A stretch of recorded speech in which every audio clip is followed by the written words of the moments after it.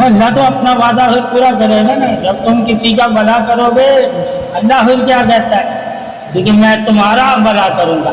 جس طرح تم کسی کا بھلے کا ذریعہ بنے ہو, اسی طرح اللہ کو خود نہیں آئے گا کوئی تمہارے بھلے کا ذریعہ بنا دے. ٹھیک ہے, تو فرشتہ تو نہیں آئے گا نا تمہیں پیسے دینے,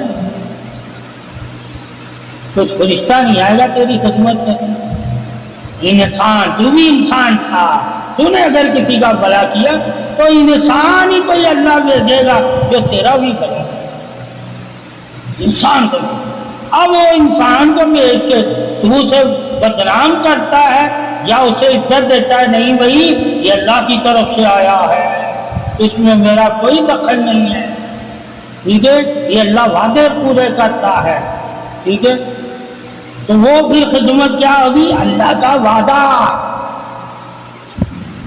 خدمت کو اللہ کا وعدہ بھی سمجھ لو اور خدمت کو ریاکاری بھی سمجھ لو. یہ تمہارے علمی معیار کے اوپر ہے کہ تم کون سا اگلے کو الفاظوں سے یاد کر. ریاکار کہتے, دکھاوا مکر کہتے, وہ کوئی بھی چیز ہے یا اسے کہتے کہ نہیں یار یہ اللہ نے اسے تفریق دی. اور اللہ کہتا ہے جب میں نیکی کی تفریق دیتا ہوں اس میں شک نہ کرنا, یہ تو خود نہیں کر رہا, میں تجھ سے کر. ٹھیک ہے, یہ الفاظ انسان کے لیے وہ دولت ہے کہ جو تمہیں کوئی اور نہیں دے سکتا. تو نیکی کی تفریق کوئی اور دے ہی نہیں سکتا. ٹھیک ہے, خدمت کی توفیق تمہیں کوئی اور دے ہی نہیں سکتا. ٹھیک ہے, یہ اللہ کی. تو اس سے ثابت کیا ہے, یہ جو نیکی خدمت کرتے ہم ماں باپ کی یا بہن بھائیوں کی یا عزیز و اقارب کی یا دوستوں کی, جو ہم ان کا ساتھ دیتے ہیں, ان کا بھلا چاہتے ہیں, ان کے کام آتے ہیں, تو یہ ہمارا کوئی اس میں دخل نہیں ہے. یہ اللہ ہم سے چاہتا ہے تو ہم اللہ کی چاہت کو پورا کرنے کے لیے اللہ ہمارے دل میں ڈالتا ہے تو ہم دوسرے کی چاہت پورا کرتے ہیں. اگر اللہ ہمارے دل میں نہ ڈالے تو ہم کسی کے کام نہیں آ سکتے, کسی کے کام. اس کو کہتے ہیں بخیل, کیا ہے, جو بھلا کرنے کی طاقت رکھتا ہے مگر اللہ نے اسے توفیق ہی نہیں دی. ٹھیک ہے, وہ بخیل ہے. ٹھیک ہے, تو اللہ اگر کسی سے نیکی کی طاقت چھین لے تو سمجھ لو وہ انسان لعنتی ہے.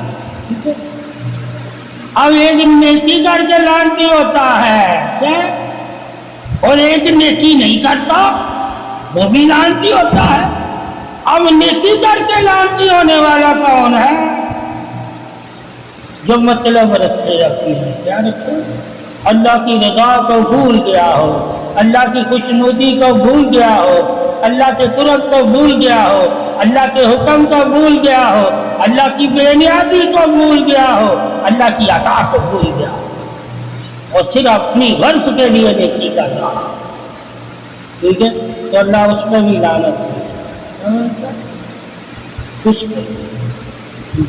تو وہ انسان زیادہ خطرناک ہے جو نیکی کر کے ضائع کر دیتا ہے, وہ زیادہ, اس کو آخرت میں زیادہ عذاب ہوگا. ایک نیکی نہیں کرتا اس کو اتنا آخرت میں عذاب نہیں اللہ دے گا. ایک نیکی کر کے جو ضائع کرتا ہے یعنی کہ بے قدرہ ہو جاتا ہے. نیکی کی قدر اور نیکی کی قدر کی اہمیت اور نیکی کی عظمت اور نیکی کی پاسداری اس کے دل میں ہوتی نہیں ہے. وہ بھی بے نورا انسان ہوتا ہے, بے دینہ انسان ہوتا ہے. مگر دینداروں میں وہ کھڑا ہوتا ہے دکھاوے کی خاطر کہ میں واقعی تمہاری طرح نیک ہوں, مگر اللہ اس کی نیکی قبول نہیں کرتا. کیوں نہیں کرتا؟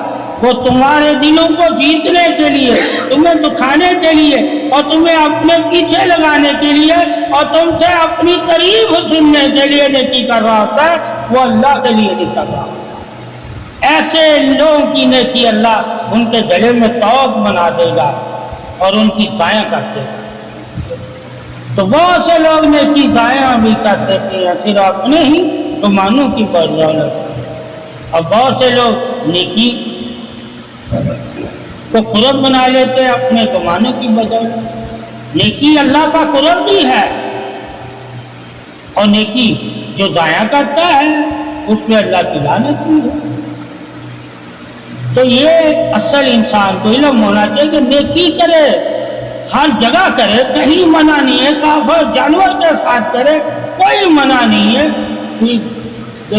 ہر کسی کے ساتھ کرے منع نہیں ہے، مگر کرے صرف اللہ کو راضی کرے، اس کے رسول کی اطاعت کرنے کے، اس کے نبی کی رحمت دوسروں تک پہنچانے کے لیے نیکی کرے، تاکہ لوگ جان جائیں کہ جن کے نبی ایسے ہیں ان کے امتی بھی ایسے ہیں۔ ٹھیک ہے کہ اگر نبی بے نیاز ہے، اللہ بے نیاز ہے، نبی رحمت والا، اللہ رحمت والا، نبی بخشش والا، اللہ بخشش والا، نبی عطا والا، اللہ عطا والا، تو ان کو دونوں سے ملا ہوا ہے، یہ دونوں کو مانتے ہیں، یہ اللہ کو بھی مانتے ہیں، اللہ کے رسول کو بھی مانتے ہیں۔ اللہ نے ان کو جو دولتیں دی ہیں وہ دو طرف سے دی ہیں، اس لیے یہ لوگوں کی مدد میں ہچکچائیں گے نہیں، ان کو یقین ہے کہ اللہ نے جو ہم سے وعدے کیے ہیں وہ وعدے پورے کرے گا، اس وعدوں کی بدولت یہ نیکی کرنے میں ہچکچائیں گے نہیں کہ اللہ اس کا دنیا اور آخرت میں اور قبر اور حشر میں اور پرسرات اور جنت میں اس کا اجر دے گا۔ اللہ سے اجر کی امید میں وہ نیکی کرنے سے پیچھے نہیں ہٹیں گے، چاہے ذرا برابر بھی نیکی کی انہیں تفیق ملے گی، وہ ذرا برابر بھی نیکی نہیں چھوڑیں گے۔ یہ ایمان والوں کی دلیل ہے کہ ایمان والا چھوٹی نیکی سے بھی جنت خرید لیتا ہے۔ لازم نہیں ہے کہ وہ انتظار کرے کہ اللہ مجھے کوئی بڑی نیکی کی توفیق دے گا تو میں پھر نیکی کروں گا۔ اللہ نے کہا نیکی میں انتظار نہ کرنا، میں چھوٹی نیکی کا بھی اتنا اجر دے دوں گا کہ کسی نے اگر بڑی بھی نیکی کی ہوگی تو میں اس سے بھی زیادہ تجھے اس کا اجر دے دوں گا، اگر تو نے نیکی صرف میری رضا کے لیے کی، چاہے وہ ذرے برابر بھی۔ تو نیکیوں کا اس لیے یہ کہتے ہیں کہ یہ جو ماہ رمضان ہے یہ اصل میں نیکیوں کا ماہ ہے، کہ اس ماہ میں نیکی کی قیمت 70 گنا زیادہ اللہ بڑھا دیتا ہے، تاکہ انسان کو پتہ چل جائے اگر میں امیروں کی طرح نیکی نہیں کر سکا پورے 11 ماہ تک، تو آج کی نیکی اگر میں تھوڑی کرتا ہوں تو مجھے امیروں کی طرح اللہ ثواب دے گا، تو میں امیروں میں شامل ہوں۔ اس لیے اس ماہ کی نیکی تمہیں ان لوگوں میں شامل کرتی ہے جو 11 ماہ بڑی بڑی نیکیاں کرتے ہیں اور غریب نہیں کر سکتا، وہ اس ماہ چھوٹی نیکی کر لے، وہ جو 11 ماہ بڑی نیکیاں جنہوں نے کی ہیں ان میں اللہ انہیں شامل کر دے۔ یہ اللہ کی بے نیازی ہے۔ اگر انسان مومن جان جائے کہ یہ ماہ رمضان اللہ نے ہمیں کیوں عطا کیا، اس کی فضیلت، اس کی برکت، اس کی عظمت اور اس ماہ کی نیکی کی اللہ کے ہاں کیا اہمیت ہے، کیا قدر ہے، کیا قیمت ہے، کیا اجر ہے، اگر اسے معلوم ہو جائے تو وہ خوش ہونے لگ جائے گا کہ اللہ نے یہ واقعی ماہ رمضان مومنوں کے لیے خوشی کی علامت رکھا ہوا ہے، خوشی کا پیغام رکھا ہوا ہے اور انعام رکھا ہوا ہے۔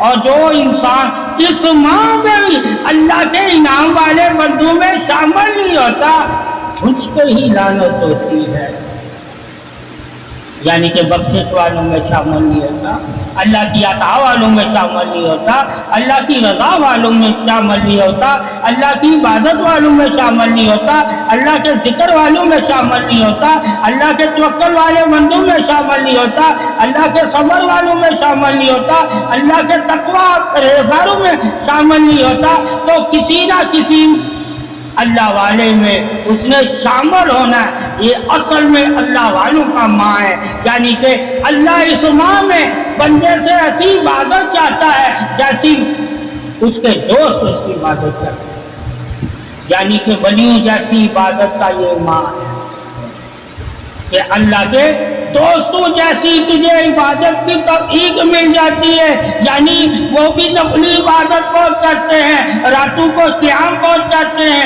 اللہ کو راضی بہت کرتے ہیں، وہ 12 ماہ کرتے ہیں، مگر تم پر اللہ کا اتنا احسان ہے، اگر تو 12 ماہ اللہ کا دوست نہیں بنا، ذاکر نہیں بنا، شاکر نہیں بنا، صابر نہیں بنا، سچا نہیں بنا، عالم نہیں بنا، عبادت گار نہیں بنا، متقی اور پرہیزگار نہیں بنا، روزے دار اور قیام والا نہیں بنا، تو کم سے کم اس ماہ رمضان میں اگر تو بن جاتا ہے تو اللہ انہی دوستوں میں تیرا شمار کر دیتا ہے۔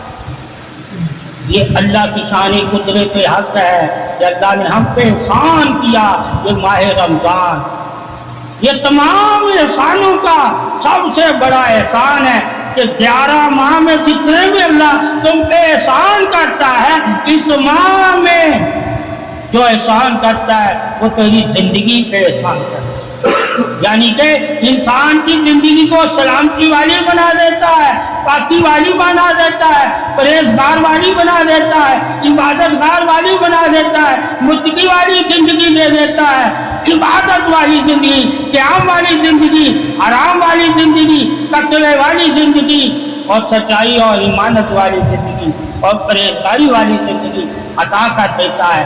اس ماہ رمضان کی بدولت ہمیں انبیاء اور اولیاء جیسی زندگی مل جاتی ہے، جیسی زندگی اللہ چاہتا ہے وہ چاہت اللہ اس رمضان میں ظاہر فرما دیتا ہے کہ بندے سے وہ جیسی زندگی چاہتا تھا اس ماہ رمضان میں اکثر لوگ ایمان والے وہ زندگی اختیار کر لیتے ہیں۔ وہ زندگی کیسی چاہتا تھا؟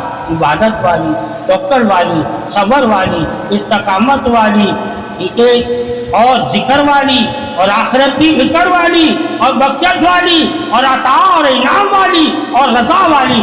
اللہ کو تم راضی کر لیتے ہو اور اللہ تم سے راضی ہو جاتا ہے اور وہ تمہیں جنت عطا کر دیتا ہے۔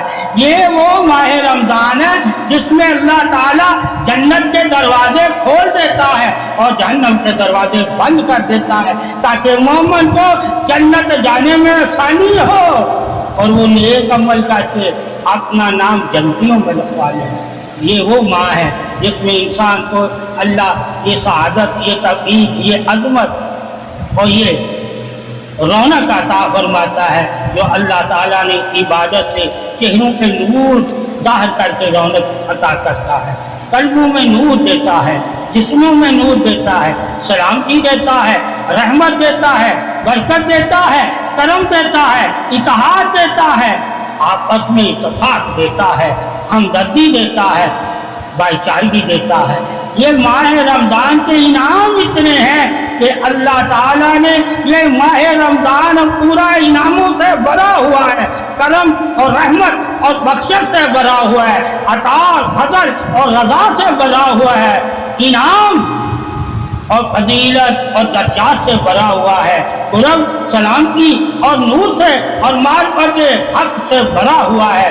اس ماہ میں انسان نور والا ہو جاتا ہے، شعور والا ہو جاتا ہے، عبادت والا ہو جاتا ہے، عظمت والا ہو جاتا ہے اور قدر والا ہو جاتا ہے۔ تمام قدروں کی اہمیت ہی ماہ رمضان ہے۔ جو اس ماہ کی قدر کرتا ہے اللہ تعالیٰ اسے قدر والوں میں شامل کرتا ہے۔